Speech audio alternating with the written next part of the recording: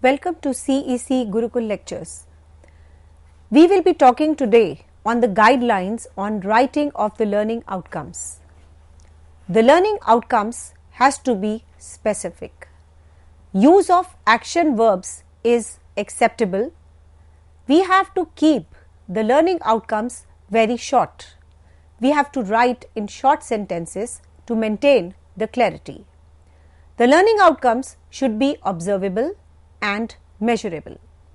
So there are so many guidelines which we will be talking in this part of the lecture about how to write the learning outcomes, which is definitely a big challenge for the higher education institutes and the other organization institutes. Before you begin your sessions, before you begin your courses, we have to be very specific about writing of the learning outcomes and put it on the website of the organizations. So I will be talking on the various guidelines today. You have to be very specific in terms of that what is the learning outcome of this particular aspect. We have to use the action words, not the noun, but the action verbs that this you will do. Unless and until we add the action verbs, it won't be effective. We have to keep the outcomes very crisp and short. Use of long sentences can actually hamper the achievement of the learning outcomes. So we have to use the short sentences to maintain the clarity. The learning outcomes should be observable and it should be measurable. Do not use any kind of a vague term such as know about, be familiar with, we understand, be aware of. Use of such words make the learning outcomes not achievable. So we have to work towards the achievement of the learning outcomes. So if we use the vague terms which are ambiguous, which are having some kind of a confusion, it makes it non-measurable and it makes it non-achievable as well. For example, I write a particular term that after the end of the course, my students will know about, my students will be familiar with, my students will understand, my students will be aware of. So this is like, not done. We have to be very specific about a particular course outcomes. Now, these covers such as a broad range of the meanings that they are useless. So we have to give a narrow concept, a narrow meaning to make it useful. There should be a very clear link between the learning outcomes and the assessment. Now we make the particular learning outcomes. How we have to assess the students in relation to achieving those learning outcomes should be very clear. For example, there is a software engineer, that is, he is doing the software engineering. The learning outcomes would be that he will be able to develop the softwares. So the assessment part is that we will ask him to make a specific software. So this shows a very clear linkage between what he is expected to do out of the course and how he is assessed after the course is done. So unless and until a clarity is built between the learning outcomes and the way the student has to be assessed, there will be a problem in writing of the learning outcomes. Whenever you write the learning outcomes, whatever are the points which we are discussing can be kept in mind to make the learning outcomes perfect learning outcomes. Very broad outcomes can also bring a difficulty to assess effectively as it is not clear what is being assessed. So again, we have to narrow down our outcomes and we have to achieve it effectively. So there is a clarity in everything and every aspect. The learning outcomes describe what a student is expected to know and to be able to do by the end of the subject or the course. Clear learning outcomes should benefit the students in a number of ways. The statement of learning outcomes should be explained to the students what they will learn on the successful completion of a subject or a course and how a student will be assessed after the completion of the course. Now basically they are also an indication to the students of what they may be expected to demonstrate in the assignments and the examination. Because a student comes with a mindset and he's always been in a traditional setup. Coming on to a OBE framework is a difficulty for him, so that he is on to that OBE framework, the role of the teacher becomes more important. As and when the student joins the organization, he will come in the class, the teacher will explain that we will complete, this is the course, these are the learning outcomes, and when your course will be completed, you have to show us the assignment in this regard, and this is how you have to perform in the examination also. So the student becomes clear and he is prepared in advance that how he has to move on with the journey of learning under the OBE framework. The preparation of the learning outcomes can assist the academics in designing and aligning the course content, teaching learning strategies and resources, and the assessment methods. Write in short sentences to maintain clarity is one of the guiding principles of writing the learning outcomes. That is, you have to write very short sentences to bring clarity, to become lucidness, to become a good aspect as far as the writing of the outcomes are concerned. The more longer the sentences are, the more difficult it is to interpret. So you have to make the sentences very short and maintain a good clarity in this regard. A learning outcome is much clearer as the number of short sentences rather than one long and complex sentence, the interpretation of which becomes difficult for both the teachers as well as for the students. So we have to make the task simpler, not complex. So use of short sentences is recommended when you are writing any kind of learning outcomes, be it PEO, be it CO, and be it PO. That is the program outcomes and the course outcomes. Whatever outcomes you are doing or making or writing, you have to follow the guidelines which we are discussing today. The module or the course learning outcomes should relate to the program and the learning outcomes. The learning outcomes should be observable and measurable.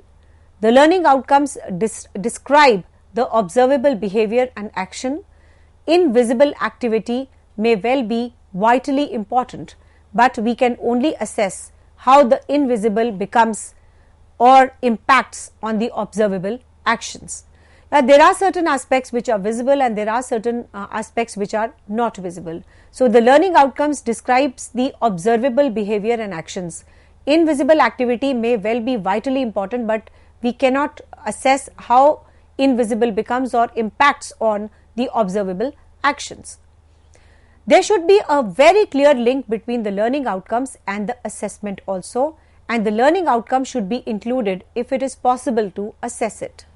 We have to ensure the learning outcome can reasonably be accomplished within the time scale of the module or the course and the resources available. Now, basically, we have to consider the assignment of the outcome when writing it. Very broad outcomes can be difficult to assess effectively, and it is not clear also what is being assessed. A very narrow outcomes can leave you with a very little flexibility in the assignments, and similarly, a broad outcomes can make the curriculum unwieldy, while very narrow ones can be too constraining.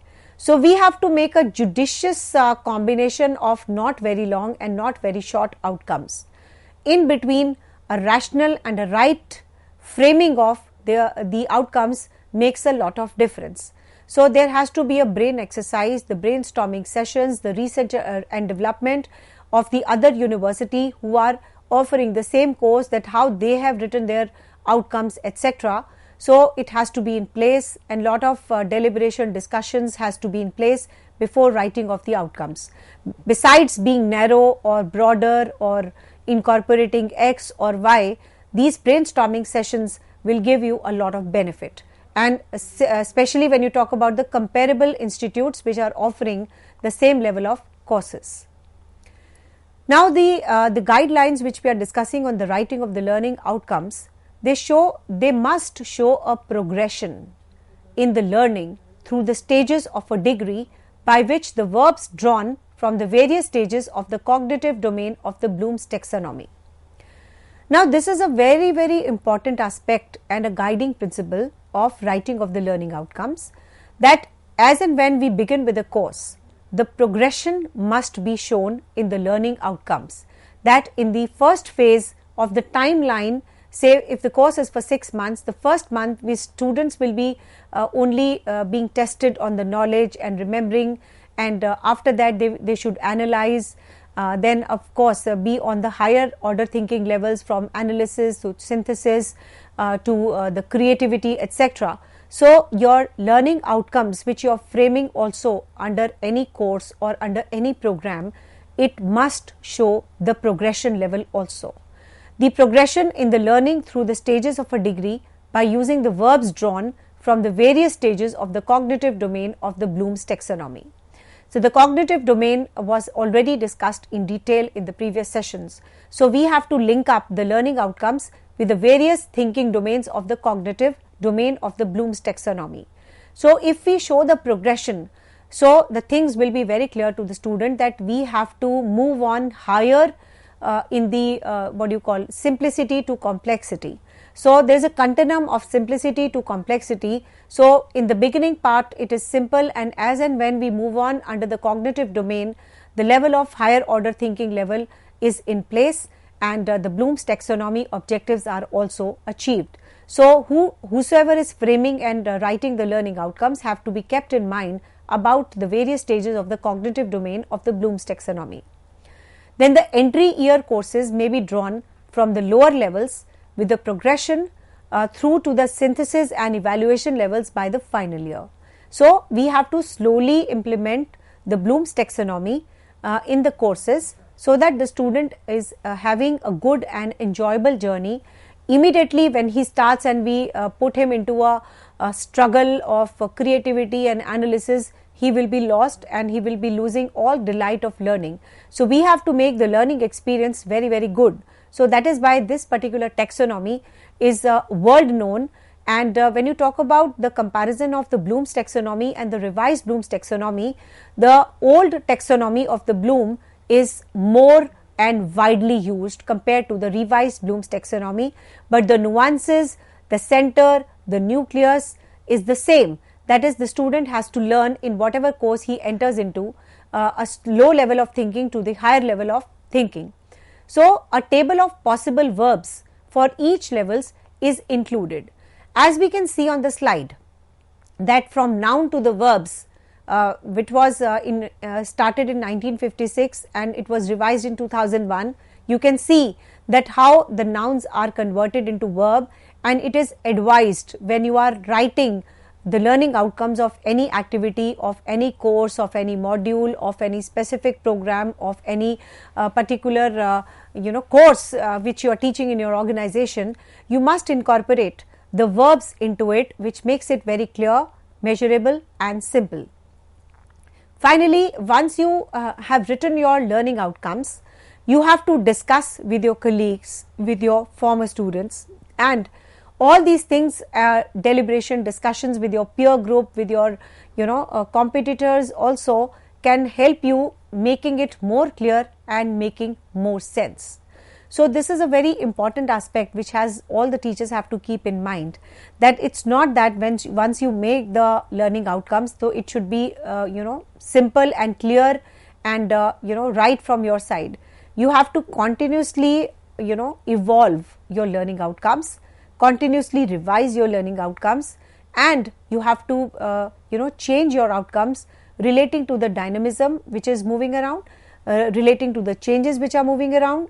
You have to also incorporate what your competitor is doing, what your the students who have left your organization and they are working in the corporates, so they would be also the important feeders to improve your learning outcomes. So have such sessions of your alumni, call them over a cup of coffee, talk to them that this is what we have thought about, please give your suggestions. So unless and until it is widely discussed, the learning outcomes can never be a success. So make it a point, when you are making and writing the learning outcomes, discuss with your colleagues, former students, friends, competitors, etc. Check the websites of the various colleges who are offering the same courses for the same level. So it is going to definitely make more sense. So you have to use the action words, that is the verbs, So let me give you a table of the useful verbs which can be very useful when you are making and devising your learning outcomes. So when you introduce a course, the first level which you have to introduce in your teaching pedagogies and the curriculum is all about the knowledge. So you can write the learning outcomes of each level of thinking level by using the following words. When you are making a learning outcome of the knowledge, you have to write about use of the verbs like arrange, define, describe, duplicate, identify, label, list, memories, name, order, outline, reorganize, reproduce, recall, record, recount, relate, repeat, reproduce, select and state. So this is the first order level of thinking which you have to embed in the curriculum by testing the students on the words which we have just discussed. So overall the action words have to be incorporated in framing of the learning outcomes when you are testing the students on the first and the lowest level of the Bloom's taxonomy. The next aspect is your comprehension or understanding. So when you are making the learning outcomes of the comprehension level or the second level of thinking, which is a level up of the knowledge or remembering, we have to use the words in our learning outcomes like clarity, classify, convert, describe, discuss, distinguish, estimate, explain, express, generalize, give examples of identify, indicate, infer, locate, paraphrase, predict, recognize, reorganize, report, restate, review, select, summarize and translate. Use of such action words will make the learning experience better for the students. The next is that the student has remembered, you have tested him and the learning outcomes are in place. And of course, the second level which we have discussed right now, that is the comprehension or the understanding level, you have also tested the student using the action words. Now is the time to apply the knowledge or the application part of it. So what are the action verbs which you have to use here? You have to use in the framing of the learning outcomes the words like apply, choose, demonstrate, dramatize, employ, illustrate, interpret, intervene, manipulate, modify, operate, practice, predict, prepare, produce, relate, schedule, sketch, solve and use. Use of such words in framing of the learning outcomes, the student will be able to apply the knowledge very nicely, because here the useful verbs are used, which makes the understanding of the students very clear. The next aspect of writing of the learning outcomes as far as the analysis part of the Bloom's taxonomy in the curriculum and making of the learning outcome is concerned, you can use the words analyze, appraise, break down, calculate, categorize, compare, contrast, criticize, debate, differentiate, discriminate, distinguish, examine, experiment, inspect, investigate, outline, question, relate and test. So these are the verbs which you can use to test the Bloom's taxonomy as far as the analysis level of learning outcomes is concerned. The next is your synthesis level. Arrange, assemble, categorize, collect, combine, compose, construct, create, design, develop, devise, elaborate, formulate, invent, manage, propose, rearrange, revise, rewrite, set up, start, summarizes, synthesis, tell and write. When you use such verbs, you can very easily incorporate Bloom's taxonomy under the level of thinking which we call it as synthesis, because we are moving up in the level of high order level thinking, and we are going to test the students using these verbs, which makes the learning outcomes very clear for the students. Next is your evaluation or creativity. You can use the words like appraise, argue, assess, attach, choose, compare, conclude, contrast, create, criticize, defend, discriminate, estimate and evaluate, interpret, judge, justify, measure, predict, rate, relate, revise, score, select, support, summarize, etc. Now, besides incorporating the Bloom's taxonomy in writing the learning outcomes of each level of understanding of the students, there are some other considerations also which have to be kept in mind when you are writing the learning outcomes. So, let us discuss those. Out of that, the first is there is no absolute rule on how many outcomes a module or a course needs. So, this is again a vague statement. You don't know whether you write 2 outcomes it will be good, or you write 10 outcomes it will be good. So, there is no absolute rule as such.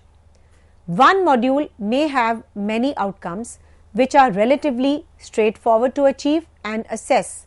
Another may have few more demanding and complex outcomes, and as a rough guide we can say it is unlikely a module would have fewer than 3 and more than dozen learning and skills outcomes.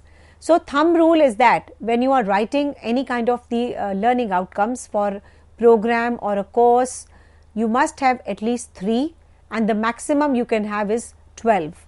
Otherwise, it is too small and it is too vague and too large. The achievement of both is in question mark. So, all these guides have to be kept in mind.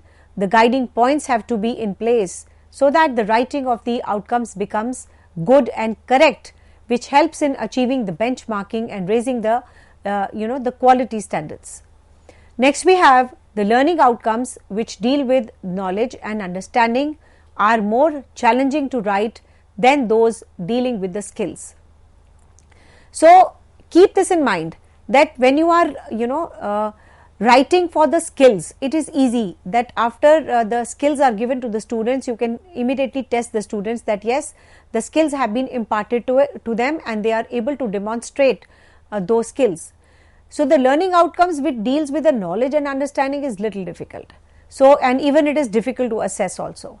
So, we have to put the efforts accordingly.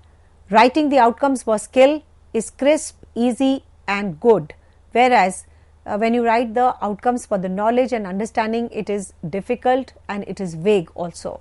So, you have to avoid the vagueness, you have to be very specific, short, crisp in writing the outcomes of the knowledge and the understanding. We can have and end up as a precise of course or a module content rather than giving an explicit statement of what students will be learning. Often the level of knowledge and the understanding expected of the student is implicit, that you cannot write clearly what it is. So, you can infer the outcomes or you can read between the lines. So, this does not help the student learning at all. So, it is here that referring back to the levels of the Bloom's taxonomy, it can help you make the things more explicit. The use of the verbs is advisable so that the level of understanding and the expectations which we have from them, they are able to achieve. Then it is it is about the comprehension and the analysis, the application or the evaluation. You have to keep these points in mind, that how will we analyze this course, how will we evaluate the students, what is the comprehension level which is required. So, all these points have to be kept in mind while writing the learning outcomes of whether a course or a program. The learning outcomes which cover the skills may be easier to draft but do not indicate the level of the skills. For example, you will be able to use a computer software. Many primary school children do this. So, for the university study, we need to be very clear about the definition, what we mean. The 3 factors can be kept in mind. How much autonomy does the student have? How complex is the context they are working into, and how much originality do we have to show? So, at the university level, the outcomes may be the use of the relevant software to analyze the experimental findings and presents the results in the appropriate ways, highlighting any specific issue arising from the results. The phrasing of the learning outcomes in high general terms such as remember or understand is usually not very helpful, and it is best to aim for the higher level verbs which go beyond the remembering or understanding and which require the analysis, the evaluation and the creativity. It is good to consider the phrases describe how learning will be demonstrated. So this is really going to make a substantial difference. The learning outcomes can do two things. Either they can either define the minimum standards of achievement or the standard of average student is expected to achieve. So these are referred to as threshold 4 or model outcomes, which is very explicit, they call as threshold 4, and which are like little vague can be called as the model outcomes. Normally the courses which show the level of understanding and the knowledge, we use the model outcomes, and as far as the skill part is concerned, the outcomes which are used is called as the threshold outputs. It is an outcome starts that student will, it will be probably a threshold, that is all students will achieve that outcome. If it starts with the expected, then it will be modal in nature. So most of the knowledge based courses, they have the modal nature in place.